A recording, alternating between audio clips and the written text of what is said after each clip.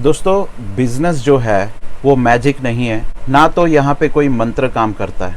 Business है total hard work. अगर आपके हार्ड वर्क में कहीं पर भी अगर थोड़ी सी भी कमी होगी तो सारी मेहनत बेकार। तो मेरा कहने का मतलब ये है दोस्तों कि आप लोगों को अपने ऊपर डिपेंड रहना होगा। आप लोगों को किसी और के ऊपर डिपेंड नहीं रहना है। पहले दिन से मैं कहता आ रहा हूँ कि आप लोगों को सबको खुद की तरफ से ट्राई करना है, खुद ही सर्च करना है, खुद ही फाइंड आउट करना है कि कौन से सप्लायर कहाँ पे हैं। जस्ट डायल में देखिए, इंडिया मार्ट में देखिए, गूगल में सर्च करिए, ठीक है। हर एक इन्फॉर्मेशन अवेलेबल है वहाँ पे। हर एक इन्फॉर्मेशन मैं जो बोल रहा हूँ वो भी वहाँ पे अवेलेबल ही होगी कहीं पे, ठीक है। तो वहाँ पे जाके आप देखिए, क्योंकि मैं वीडियो बनाता हूँ, मैं आप लोगों को नॉलेज देता हूँ, लेकिन आप मेरे ऊपर डिपेंड नहीं रह सकते, ठीक है। क्योंकि मेरा भी बिजनेस है, मेरे को भी कहीं पे आना जाना पड़ सकता है, कोई भी काम हो सकता है, और आप मेरे ऊपर डिपेंड रहेंगे तो फिर आपका बिजनेस नहीं चलेगा। मैं आपको बहुत ही क्लियर बता रहा हूँ, क्योंकि देखिए मैं खुद बिजनेस चलाता हूँ, ठीक है। और मेरे बेसिस पे आप अपना बिजनेस कैसे चला पाएंगे? अगर मैं ही आपको टाइम ना दे पाया तो आप बिजनेस कैसे चला पाएंगे? इसलिए मैं कहता आता हूँ कि प्लीज़ आप लोग खुद ही ट्राई करते रहिए, ठीक है। होलसेल मार्केट ढूंढिए, मैन्युफैक्चरर्स ढूंढिए, इंपोर्टर्स ढूंढिए, खुद ढूंढिए, बात करिए उनसे फ़ोन पे, ठीक है। मैं आपको नॉलेज दूंगा कि कैसे क्या करना है, लेकिन मटेरियल का सोर्सिंग जो है आपको भी ढूंढना पड़ेगा। मैं आपको क्या लाइफ टाइम सपोर्ट नहीं कर सकता, बहुत ही शॉर्ट पीरियड तक करूँगा, तब तक आपको नॉलेज आ जाएगी पूरी और आप खुद ही अपना बिजनेस कर पाएंगे, ठीक है, इनिशियल बेसिस पे। लेकिन आप लाइफ टाइम मेरे ऊपर डिपेंड मत रहिएगा। मैं पहले भी कहता आया हूँ, अभी भी फिर से कह रहा हूँ कि मैं आपको सपोर्ट करने के लिए ये कर रहा हूँ इनिशियली, ताकि आप लोग सब समझ जाएं। और आपको इनिशियली कोई प्रॉब्लम हो रही है प्रोडक्ट सोर्सिंग में तो वो मैं आपको हेल्प करूँगा, बट आप मेरे ऊपर डिपेंड मत रहिएगा। फिर मेरे को क्योंकि रोज़ मैसेजेस आते हैं लोगों के कि हम अपना बिज़नेस 1.5 महीने के बाद या 1 महीने के बाद शुरू करेंगे, लेकिन तब तक आप प्लीज़ कहीं और से भी सोर्सिंग का ट्राई करते रहिएगा। ऐसा नहीं हो कि आपका पूरा 1 महीना वेस्ट हो जाए वहाँ पे, ठीक है। 1 महीने की वैल्यू बहुत कुछ है। आप देख रहे हैं 2 महीने में आप लोगों ने काफ़ी कुछ जाना है ई कॉमर्स के बारे में, और 1 महीना आपका वैसे ही चला जाएगा, तो आप सोचिए कि आपकी जो टाइम है वो टाइम का कितना लॉस होगा। तो रिक्वेस्ट करता हूँ दोस्तों कि आप अपनी तरफ से फ़ोन उठाइए, लगाइए फ़ोन, बात करिए, गूगल में देखिए, जस्ट डायल में देखिए, सर्च करिए और एक्सप्लोर करिए पूरी तरह से। एग्जीबिशंस अटेंड करिए, ठीक है। मॉल्स में जाइए, लोगों को ऑब्जर्व करिए, क्या बिक रहा है नहीं बिक रहा है वो सब आइडेंटिफाई करिए। मतलब पूरी तरह से एक बिजनेसमैन की तरह पूरी चीज़ ऑब्जर्व करिए और रिसर्च करिए, ठीक है। ये टाइम में आपको ये करना है, उसके बाद ही आप एक स्टेप आगे बढ़िए और ऑनलाइन सेलिंग की आगे शुरुआत करिएगा। दोस्तों, हमने TDS के बारे में पहले बात की थी, टैक्स डिडक्टेड एट सोर्स। तो TDS हम कब पे करते हैं और किस सिचुएशन में वो TDS डिडक्ट होता है, तो वो थोड़ा मैं आपको एक्सप्लेन कर देता हूँ। TDS अगर आपका ऑनलाइन सेलिंग आप कर रहे हैं तो हर एक मार्केट प्लेस जो है आपको एक कमीशन इन्वॉइस देता है। कमीशन इन्वॉइस में जितना भी कमीशन आपके ऊपर लगा है उसका आपको TDS पे करना होता है 10%, ठीक है। सपोज़ आपने 10 लाख का सेल किया और आपका कमीशन हुआ 1 लाख, ठीक है। तो 1 लाख पे आप 10% TDS पे करेंगे, विच इज़ 10,000, ठीक है। तो 10,000 रुपये जो भी आपका कमीशन आया 1 लाख का, उसके ऊपर आप 10% TDS पे कर रहे हैं, और वो TDS जब आप पे करेंगे तब उसका एक सर्टिफिकेट जनरेट होगा। वो सर्टिफिकेट आप उस मार्केट प्लेस को भेजेंगे तो वो TDS वो लोग आपको क्रेडिट दे देंगे। बेसिकली ये TDS करने के रीज़न यही होते हैं कि जब भी आप IT रिटर्न फाइल करते हैं, इनकम टैक्स रिटर्न फाइल करते हैं, तब आपके ऊपर जो कमीशन लगा है 1 लाख का फॉर दैट पर्टिकुलर मंथ या फिर पूरे साल का, तो वो 1 लाख आप एज एन एक्सपेंस नहीं दिखा पाएंगे, तो वो आपके इनकम में चला जाएगा, ठीक है। अभी हम थोड़ा ब्रॉडर पिक्चर लेते हैं। लेट्स से कि आपने 1 करोड़ का बिजनेस किया और आपने 20 लाख का कमीशन पे किया, ठीक है, अमेज़ॉन को या फिर कोई भी साइट को। तो 20 लाख के कमीशन में अब जब आप IT रिटर्न फाइल करेंगे तो वो 20 लाख रुपए जो है आप एज एन एक्सपेंस तभी दिखा पाएंगे जब आपने उसका TDS पे किया है तब, अदरवाइज वो आपके एक्सपेंस में काउंट नहीं होगा। तो 20 लाख का 10% के हिसाब से TDS हो जाता है 2 लाख रुपए, ठीक है। तो अब आपको वो TDS हर महीने पे करना होगा, एवरी मंथ उसका TDS पे करना होता है 7th के पहले। मतलब अगर आपका इन्वॉइस जनरेट होता है 31st का, ठीक है, 31st इन्वॉइस जनरेट डेट है 31st ऑफ जनवरी, तो वो आपको TDS 7th ऑफ फरवरी तक पे कर देना है, ठीक है। उसके बाद अगर आप पे करेंगे तो पेनल्टी लग सकती है, ठीक है। तो 7th तक आपको वो TDS पे कर देना पड़ेगा। वो TDS जब आप पे करेंगे तब उसका एक सर्टिफिकेट जनरेट होता है, ठीक है, क्वार्टरली, और वो सारे सर्टिफिकेट्स आप पूरे क्वार्टर के एक साथ अमेज़ॉन को या फिर किसी को भी भेजेंगे तो वो TDS की अमाउंट जो आपने पे की है उसका पूरा आपको क्रेडिट मिल जाएगा, ठीक है। तो TDS आप जो पे करते हैं वो आपका लॉस नहीं है, वो अमेज़ॉन आपको रिटर्न दे देगा अगर आप उनको वो सर्टिफिकेट्स देंगे तो।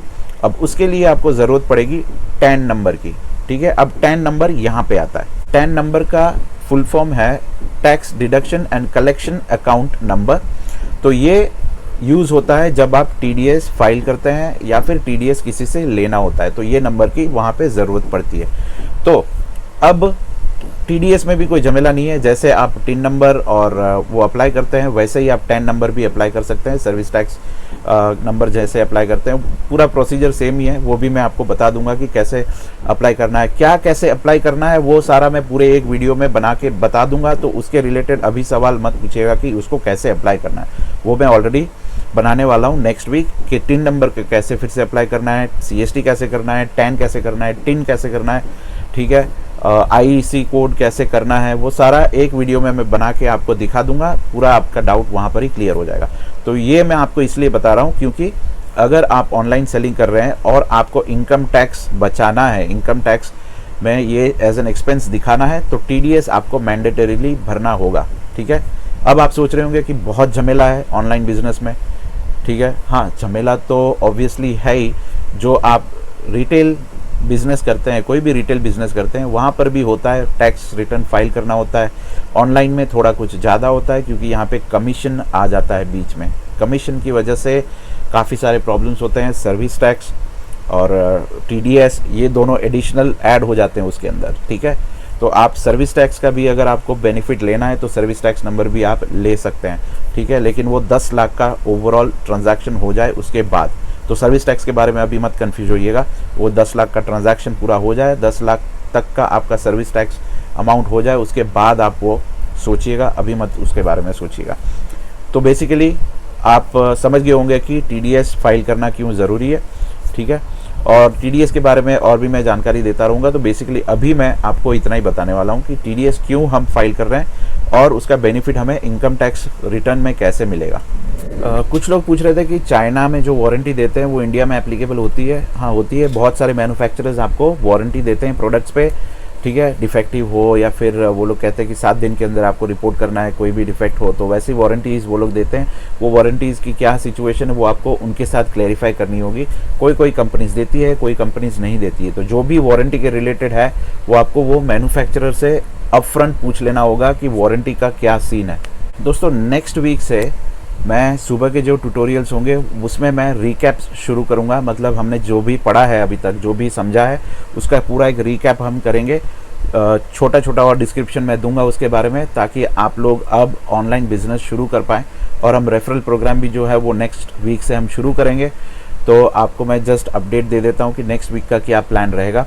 और कोई इंपॉर्टेंट टॉपिक होगी वैसी तो वो हम व्लॉग में कवर कर लेंगे, जो रात को हम अपलोड करते हैं। अभी भी बहुत लोग पूछते हैं नंबर के बारे में, मेरे नंबर के बारे में। तो मैंने पहले भी बताया दोस्तों, अगर आप फर्स्ट टाइम ये वीडियो देख रहे हैं, कि मैं नंबर नहीं दे पाऊंगा अभी किसी को भी, बिकॉज बहुत सारे लोगों का रिक्वेस्ट आता है नंबर के लिए, और नंबर देना मेरे लिए अभी पॉसिबल नहीं है क्योंकि मेरा काम अटक जाएगा। और काम अटक गया तो वीडियो बनाने अटक जाएंगे मेरे, और वीडियो बनाने अटक जाएंगे तो काफ़ी सारे लोगों को जो अभी ऑलरेडी हाफ वे पहुँच चुके हैं उनको बहुत प्रॉब्लम हो सकता है। तो प्लीज़ आप समझिए, नंबर और कोई भी पर्सनल डिटेल्स ना मांगे।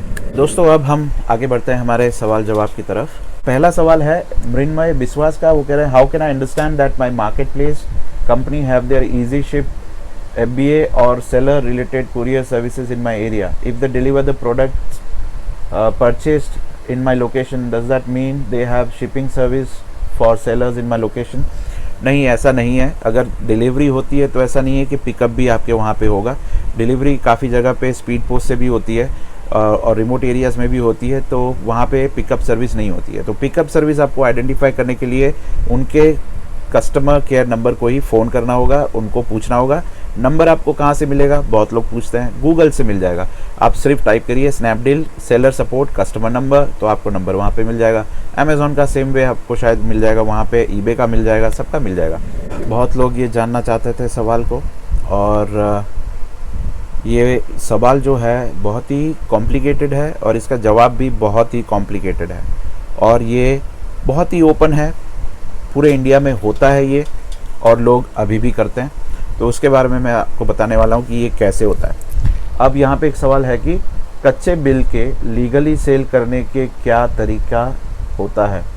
ठीक है, बहुत लोग ऐसे होते हैं जो प्रोडक्ट बेचना चाहते हैं ऑनलाइन, बट उनके पास परचेज बिल है, टैक्स बिल जो है वो होता नहीं है। तो वो लोग क्या करते हैं उस समय में, क्या होता है, मैं बेसिकली आपको बता देता हूँ। फॉर एन एग्जांपल, आप कोई प्रोडक्ट खरीदते हैं किसी होलसेलर से, ठीक है, और वो होलसेलर आपको बिल देने के लिए मना करता है। तो आप वो होलसेलर को पूछ सकते हैं कि भाई आप नहीं बिल बना सकते, तो ये प्रोडक्ट का बिल बना के कौन देगा? वो नहीं देता है बिल, कोई और आपको बिल बना के दे देगा, और जितना टैक्स अमाउंट होता है वो टैक्स अमाउंट वो जो है कलेक्ट कर लेगा। तो वो आदमी जो है वो आपको कैसे दे पाता है, वो भी मैं आपको समझा देता हूँ। जब भी कोई रिटेल में सेल करता है प्रोडक्ट, ठीक है, रिटेल बिजनेस में जब भी कोई प्रोडक्ट सेल होते हैं, तब वहाँ पे बहुत ही फ्रैंक है, बहुत ही ओपन है, और इसमें कुछ भी हाइड करने की ज़रूरत नहीं है। जो रिटेलर्स होते हैं बहुत सारे, वो बिल नहीं फाड़ते हैं, मतलब बिल नहीं देते कस्टमर को, तो वो बिल उनके पास रह जाता है, जो वो किसी और को देने के लिए यूज़ कर सकते हैं। ठीक है, तो वही बिल वो आपको दे देते हैं। ठीक है, कस्टमर बिल नहीं लेता है, तो कस्टमर का नाम भी नहीं होता है, रिकॉर्ड भी नहीं होता है। तो वो बिल अब क्या करते हैं कि पूरे महीने में सपोज ऐसे 500 बिल बन गए किसी प्रोडक्ट के, तो वो बिल उन्होंने कस्टमर के नाम से नहीं बनाए, तो अब जिसको ज़रूरत है वो उसके नाम पे वो बिल बना देंगे, और उनको एडिशनली 5% का बेनिफिट हो जाता है टैक्स का। वो कैसे होता है वो भी मैं आपको थोड़ा समझा देता हूँ। अगर आप कोई भी प्रोडक्ट हैं, फॉर एन एग्जांपल आप रिटेलर हैं, आप एक प्रोडक्ट कस्टमर को बेच रहे हैं 100 रुपये में, जहाँ पे आप कस्टमर से टैक्स कलेक्ट करते हैं, ठीक है, लेकिन आप उसको लीगली नहीं दिखा रहे हैं कि इसके ऊपर मैंने टैक्स कलेक्ट किया है, ठीक है, 5%। अब वो प्रोडक्ट एक्चुअली आपके पास नहीं है, रिटेलर के पास नहीं है, वो कस्टमर को दे दिया, लेकिन ऑन रिकॉर्ड वो अभी भी बता रहा है, स्टॉक में बता रहा है। अब जिसको वो बिल की ज़रूरत है, पर वो प्रोडक्ट के बिल की ज़रूरत है, प्रोडक्ट की नहीं, बिल की ज़रूरत है, तो वो उनको दे देता है सिर्फ बिल, और उसके ऊपर वो एडिशनली 5% और कलेक्ट कर लेता है। तो क्या होता है कि प्रोडक्ट तो उसका गया, बिक गया वहाँ पे, यहाँ पे 5% एडिशनली कलेक्ट करते हैं दूसरे सेलर के पास जिसको वो बिल की ज़रूरत है। तो क्या होता है कि टैक्स भी वहाँ पे कलेक्ट हो जाता है, लीगली भी सारा सब सॉर्टेड हो जाता है, आपको भी बिल मिल जाता है, ठीक है, और सेलर का भी काम हो जाता है, जो भी रिटेलर है उसका, तो सबका वहाँ पे काम हो जाता है। तो वो पूरा सिस्टम इस तरह काम करता है। ये मैंने आपको 3 मिनट में समझा दिया। लोगों को, काफ़ी सारे लोगों को अभी भी समझ में नहीं आया होगा। अगर बहुत सारे लोग कहते हैं कि मुझे अभी भी समझ में नहीं आया, तो फिर मैं बाद में समझा दूंगा। जिस दिन मैं आपके साथ मीटअप करूंगा उस दिन मैं डिटेल में आपको थोड़ा समझाऊंगा कि ये कैसे काम करता है, ठीक है। और इसमें कुछ भी, अगर कोई ऐसे रिटेलर हैं जो ये वीडियो देख रहे हैं और सोच रहे हैं कि ये सारी टॉप ऐसी सीक्रेट बातें क्यों बता रहा है, तो ये इसमें कोई सीक्रेट जैसा है ही नहीं, ये बहुत ही ओपन बात है, ठीक है। और काफ़ी सारे लोग इसके बारे में ऑलरेडी जानते हैं, तो इसमें कोई टॉप सीक्रेट वाली जैसी बात है ही नहीं। इंडिया में ऐसा कुछ टॉप सीक्रेट नहीं है, हर एक सीक्रेट गूगल में अवेलेबल है, ठीक है। तो किसी को कुछ भी बुरा लगाने की इसमें ज़रूरत नहीं है। दोस्तों आज के लिए इतना ही, फिर लेट हो गया थोड़ा, और कल फिर मिलेंगे कोई और ब्लॉग के साथ। Take care, bye, good night.